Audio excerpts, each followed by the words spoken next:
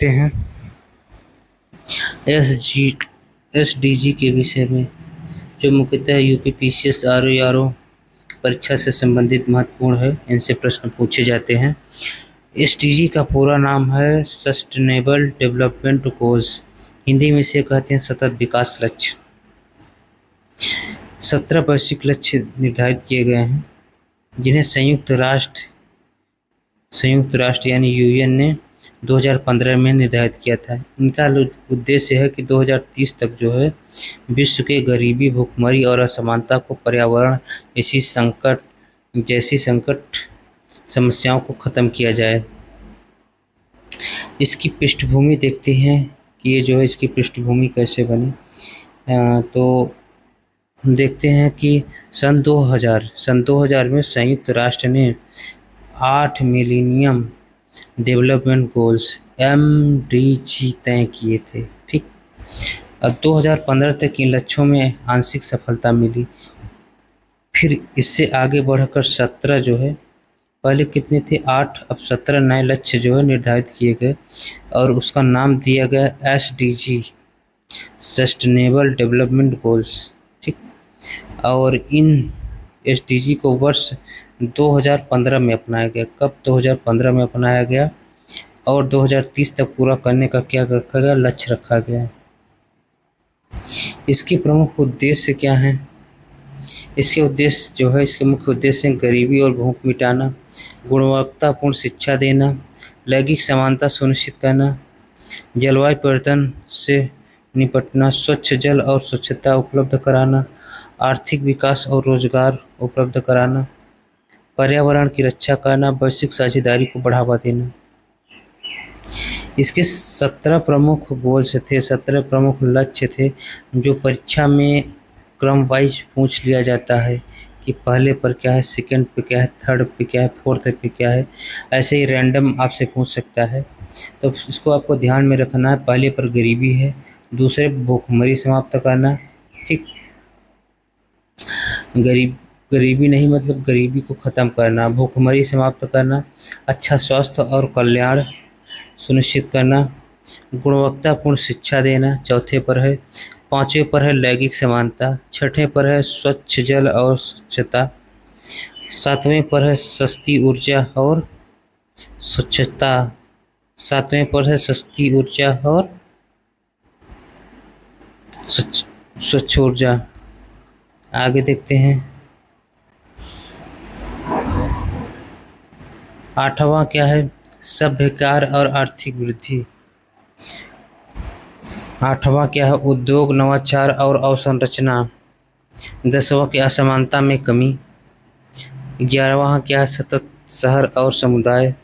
12वां क्या, जिम्मेदारी, भोग और उत्पादन।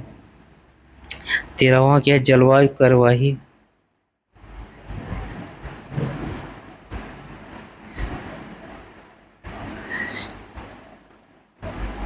14 देखते हैं, जल के नीचे जीवन। 14 में जो है जल के नीचे के जीवन के विषय में बताया गया। और 15 में स्थल जीवन। 16 में क्या है, शांति, न्याय और संस्थान के विषय में बताया गया। 17 में क्या है, लक्ष्य प्राप्ति हेतु भागीदारी। आगे देखते हैं कि भारत में एसडीजी की स्थिति के विषय में जानते हैं। भारत सरकार एसडीजी की निगरानी के लिए नीति आयोग को जिम्मेदारी दी है। इसकी निगरानी कौन करता है आपसे पूछा जा सकता है, तो नीति आयोग करता है। नीति आयोग हर वर्ष एसडीजी इंडिया इंडेक्स जारी करता है, जिससे राज्यों की रैंकिंग की जाती है। 2023-24 में भारत की औसत स्कोर था 71, 100 में 71। ठीक, आगे देखते हैं, भारत ने खासकर स्वच्छ ऊर्जा में, स्वास्थ्य में और स्वच्छता के क्षेत्र में बेहतर प्रदर्शन किया है। हालांकि शिक्षा, लैंगिक समानता और असमानता में भी सुधार की आवश्यकता है। आगे जानते हैं कि एसडीजी क्यों जरूरी है। वैश्विक समस्याओं को हल करने के लिए एक साझा रूपरेखा प्रदान करता है, सभी देशों, समाजों और वर्गों के साथ लेकर चलता है, कोई पीछे न छूटे। Leave no one behind. गरीबी, शिक्षा, स्वास्थ्य और पर्यावरण जैसे क्षेत्र में सुधार लाना इसका मुख्य उद्देश्य है। आइए हम एसडीजी 2025 रिपोर्ट के अनुसार भारत की स्थिति के विषय में जानते हैं। तो भारत का स्थान जो है 167 देश 167 में से 99 स्थान पर है। इतने देशों में 99 स्थान पर है। अंक की बात करें कि 67 अंक प्राप्त किया है 100 में से, आउट ऑफ 100 में से 67 अंक प्राप्त किया है। प्रगति, भारत ने पहली बार शीर्ष 100 देशों में स्थान बनाया है। ठीक, 100 देशों में इस बार 99 नंबर लाया है। यह सतत विकास लक्ष्यों की दिशा में एक बड़ी उपलब्धि है।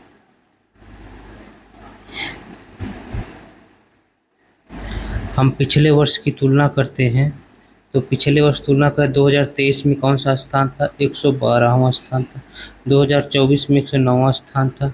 2025 में जो है 99वां स्थान है। यह साफ दर्शाता है कि भारत की स्थिति लगातार सुधर रही है। सुधार के प्रमुख क्षेत्र कौन से हैं? स्वास्थ्य जो है एसडीजी 3 में दर्शाया गया है। इसमें मातृ मृत्यु दर, बाल मृत्यु दर में गिरावट आई है। ठीक, स्वच्छता जो एसडीजी 6 में दर्शाया गया है, ग्रामीण क्षेत्रों में शौचालय और स्वच्छता जल की पहुंच से बेहतर हुई है। सस्ती और स्वच्छ ऊर्जा एसडीजी 7, ये सस्ती ऊर्जा और स्वच्छ ऊर्जा ये जो है 7 एसडीजी 7 में दर्शाया गया है। सौर ऊर्जा, एलईडी वितरण और ग्रामीण विद्युतीकरण में बढ़ोतरी। साक्षरता और शिक्षा एसडीजी 4 में दिया गया है। बेटियों की स्कूल की उपस्थिति में वृद्धि।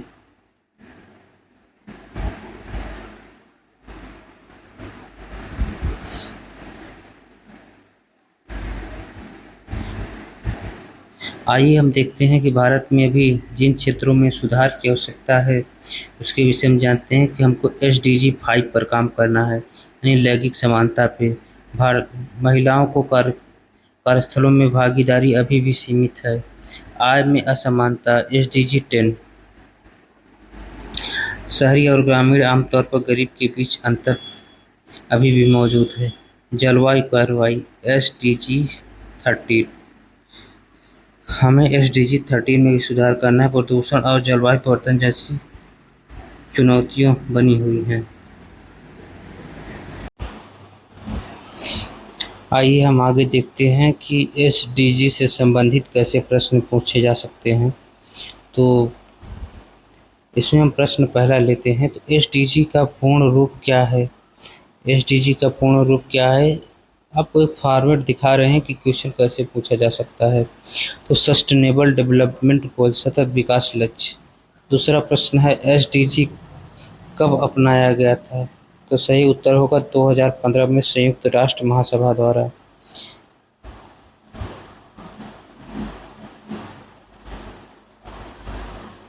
आगे देखते हैं प्रश्न 3। एसडीजी के कुल कितने लक्ष्य हैं? कुल 17 लक्ष्य हैं। एसडीजी को पूरा करने में अंतिम समय सीमा क्या है? वर्ष 2030 तक। अगला प्रश्न देखें, एसडीजी की प्रगति को भारत में कौन मॉनिटरिंग करता है? कौन करता है? नीति आयोग करता है।